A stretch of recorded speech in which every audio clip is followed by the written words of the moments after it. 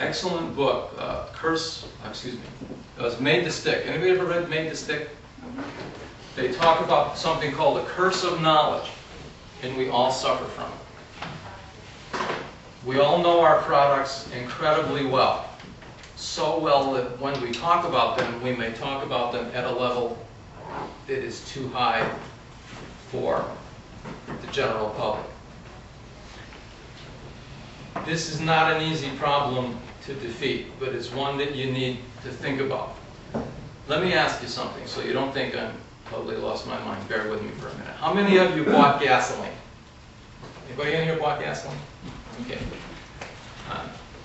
So you have gas. How many of you have a nice cut glass decanter at home and you've got a gallon of gasoline in it and it's over the mantle, and when your friends come in, you say, oh, look at that, that's my gallon of gasoline. Probably nobody. You purchased gasoline, you gave people money for gasoline, but that's not what you want. That's not what you bought. You bought transportation. You bought the freedom to come and go as you please. I heard an ad. This was great. I heard an ad for gasoline. They didn't say it was better than anybody else's. They didn't say it cleans your engine. You know what they said? Next time you fill up, think of us. Because it's starting to get through to these people that us, the public, you know, you buy gas, you throw it in the car, and you take off. So when you look at your product, look at what it does for the people who purchase it. There's an ad on TV where they show an electric drill and they're drilling holes and all that. People don't want to buy a drill. They want to buy the holes that the drill makes. Look at your product and look at it. Try to take the blinders off. I know you know the product inside out. You're very, very close to it. Look at the product the way that people who purchase it look at the product. What are they buying? That's what you want to talk about. It's called WIIFM. What's in it for me? Earlier I mentioned that I have a PDF on my website. You can download it. Some of you may have made a note. The reason why you're going to go to my website is because there's something in it for you to go there. If I said to you, oh, I rebuilt my website, why don't you all stop around and take a look? Oh, it's really pretty. Nobody would go there. I mean, why would you? Did you ever get an email from somebody and they say, stop at my website, I just rebuilt it? That's nice. See you later. Doesn't work. You need to give people a reason.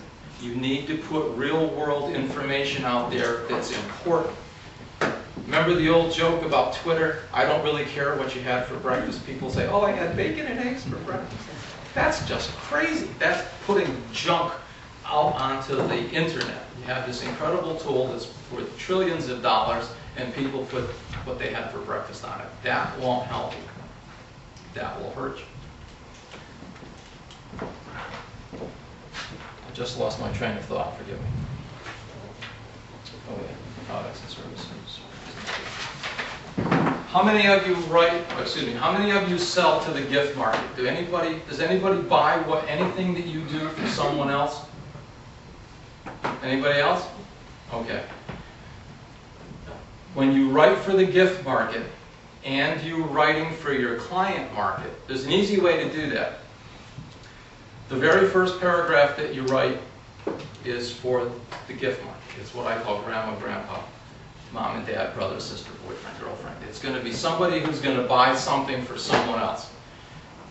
The people who are buying the product very often know a little more than the name of it and where to buy it and maybe a little bit on what it costs.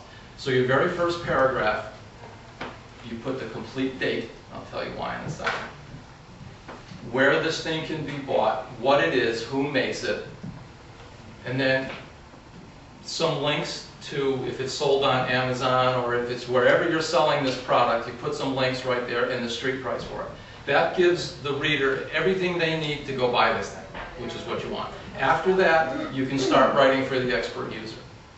Good example is somebody who makes video games. You have super users who know the video game inside out. Well, it's about Christmas time, so you're going to break a new video game.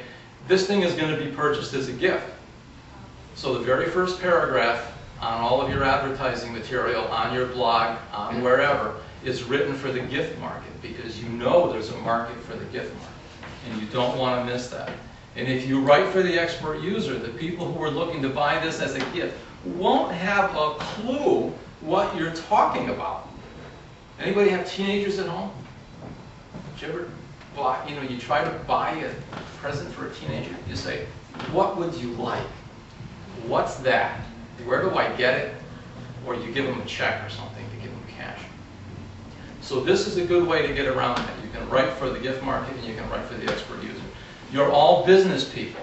You can also, business information is important. How do you solve business problems? What tools do you use? Who do you go to for different solutions to business problems? All that is meaningful, and all of that is information that other people would be more than happy to know about.